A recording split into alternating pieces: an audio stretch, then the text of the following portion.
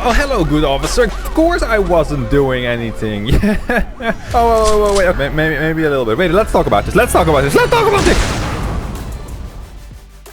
So last episode I made a game all about destruction. So today I decided there will be consequences to your actions. So now, after destroying the whole city, a police boss will show up and annihilate your existence with a huge laser. You know, just like in real life. So first up, we're gonna need a police car and preferably something better than that. So clearly it was time for plan B. Scour the internet for models made by people with actual skill. And soon enough I found this amazing 3D model, and 2 clicks later it is now our 3D model of a flying car. Thanks Lion Sharp Studios, you guys rock. Now currently the model is almost 100,000 triangles, which is a lot. And only a couple hours of internal screaming later, I already fixed it way back down to 30k. Which is, as we say in the game industry, good enough. Now, I did quickly recolor the main body to red, because clearly red equals enemy. Wow! Now, when just dumping this model into the game, it's not going to do a whole lot yet, because of course we haven't rigged it. Though I quickly did that and added another separate animation for like this roof hatch, so that now it can open and a real gun can come out. So now when I drop it into the game, it still does nothing. But it is one step closer to doing something, and that is what we call success over here. And so with a couple of small adjustments now, whenever you've played the game for a bit, you will face the boss battle. There's not much yet, it's just the car sitting there menacingly. It's good progress. It would be better if he was chasing you around clearly. Currently, if you move lane, you're just kind of leaving him there. Now, because I have no idea how to teach the car this stuff, I just hard-coded all 9 possible options for it to follow you. Now, clearly, there should be a better way to do this, but that better way sounds like a great thing to learn tomorrow. Also, did you see these animations of the car moving left and right? It's like, dang, I don't want to say much, but that car got the moves, if you know what I mean. Anyway, with the current 3D model done and it chasing you around the map, I now finally have some time to make the laser, which is basically 4 separate layers all mashed together. And with that now, if I drag it into the scene, it should work.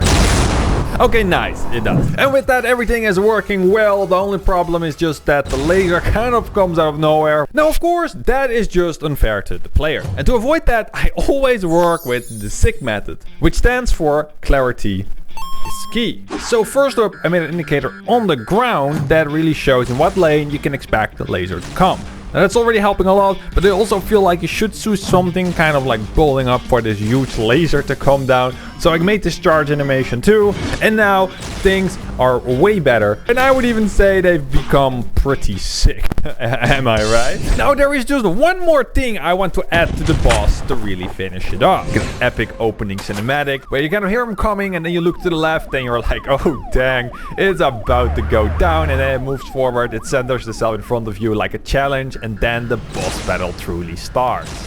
Nice. Now currently you're stuck with this police car shooting lasers at you forever, because you can't really win the fight yet. So first up, I made the enemy boss randomly move forward or backwards. And once I've figured out all the bugs with that, now if it's in smashing range, you can smash the boss. So now when you smash the boss, it will reset back into the center, and it will do the line of the flickering thing that, you know, games are known for when you did something good and the enemy boss is recovering. So now if you do it again and you time the smash at the right moment, you will defeat the enemy and be a pro gamer just like me. So with all of that done, we have finished all the basic gameplay and visuals of the boss fight. Now of course currently there is one very important thing missing, which is the setting, because currently these tiles are just looking kind of terrible. So the idea for the scene is to fight through a nighttime city. So I start building and adjusting some existing buildings from the asset pack to really fit that vibe. Now for some reason though, when I went to test the city tile, it was terrible. And so I did what every other professional game developer does. I cried for help.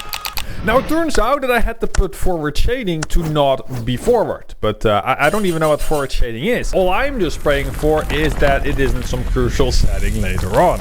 Anyway, after that I also added some scenery lights and the nighttime city is starting to feel a bit more alive. Now it does feel a bit repetitive though, so I made some more buildings and some more tile variation. And with that the night city is officially completed. Then when I add in the boss, it certainly starts to feel like a proper boss battle, where I really enjoy seeing the lasers fly around and the lights giving that proper vibe. That said, I do now realize that there is a new problem with my game, which is that it feels kind of slow. And so it's time to work on the game feel. Now, for those of you that don't know, game feel is basically how the game feels.